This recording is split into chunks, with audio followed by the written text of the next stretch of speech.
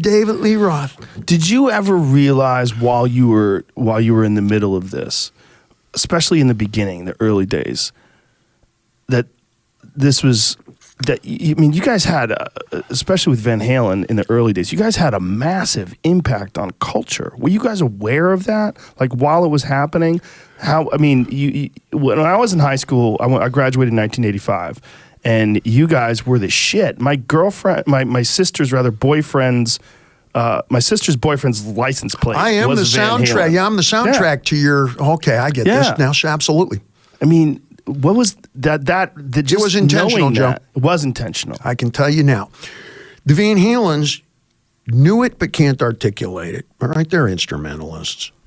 Here comes the funny joke. Words am my thing. If you understood the words am my thing. So you realized it while it was happening. Well, your end game depends on how you started. It's like chess. Right. And we began very early on identifying that there's a whole lot of different neighborhoods in Southern California. I knew this from being with my dad. All of his patients was like a Benetton ad. Yeah. Right. You know, that's part of the beauty of Pasadena. You got everybody, okay? And, what you play at the birthday party in the Spanish-speaking neighborhood, Orale, Santana, you got to change your evil ways, Rogan. Yeah, is different than what we're going to play for the surfers out at Venice Beach. That's Aerosmith stuff. You know, and do like this. And then you have the working man, out in San Bernardino, and that's ZZ Top. Right. Subtle but important. Genius is in the details. And how you interact with that crowd. In between. We would play out in Pomona at a biker bar. Guy got killed right in front of us, and we finished the song. What happened? A couple of bike gangs went at it, and there was a scrap, and when everybody cleared out, there was a fella right in the middle of the floor. Next night, we came back. Vengeance had been sworn. There were police everywhere. We pulled the amps out from the wall so we could hide behind the amps. 70s, It was a mighty time. Wow. And we played on the Queen Elizabeth. For really fancy. Oh my God, I remember sitting in that ballroom at 4 a.m. in the days when we carried our own equipment and stuff, and thinking of all the people who'd been in there and everybody who'd performed there and so forth, and dozens of places, that were all a little bit different. And our thing was that we could play anywhere. We had to. Otherwise, we had to feed ourselves, all right? And that meant 5 45-minute sets a night, 6 nights if you could get it. And we would ping pong all over the Southland. Anywhere we could drive for 2 hours. 2 hours north, south, or east is how we would do. And every neighborhood was a little different. And that shows up in the music. Now you can take a look at something like Dance the Night Away or Jamie's Crying. There's a Latino influence in that. Okay, that's Ricky Ricardo. People say, well, what's your favorite Cuban, expecting me to name a cigar? I say Ricky Ricardo. It's rumba. Now you're thinking about it, you go, yeah, you ain't kidding. Rumba. And if you listen to Dance the Night Away, the middle break is all cha-cha, tchotchke and stuff like that. Because here, this is, you're surrounded by Hispanic culture here. And we had heavy metal influences, We had super wealthy stuff. So you have to be able to move to acoustic. You got to be able to ease up if you get hired for a wedding. And more importantly, perhaps, artist to artist, I don't know, is Springsteen better during the song or in between?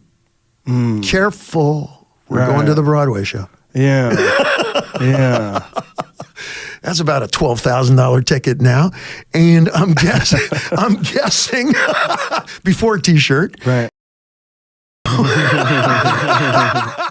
And the very pivot of it is the in-between songs.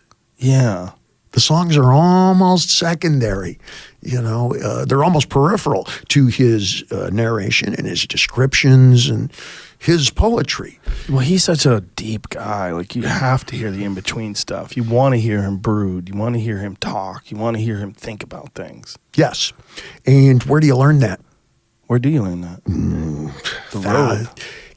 Get ready. I'm going to count to 30,000, Joe. Yeah. Hours and hours and hours. And when we're done, you'll be able to, you know, Joe. That's not a good Springsteen. I mean, you're a good man, Joe. What I was trying to get at was, like, does it ever freak you out? Like, when you're ever alone and you think about what you guys did and what you've done in your career, does it ever freak you out?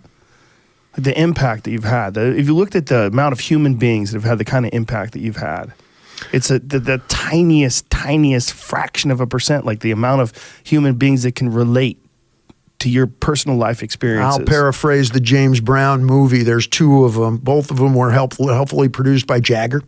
Okay. And he does an interview. He goes, there's a little bit of me in every record you hear. Yeah.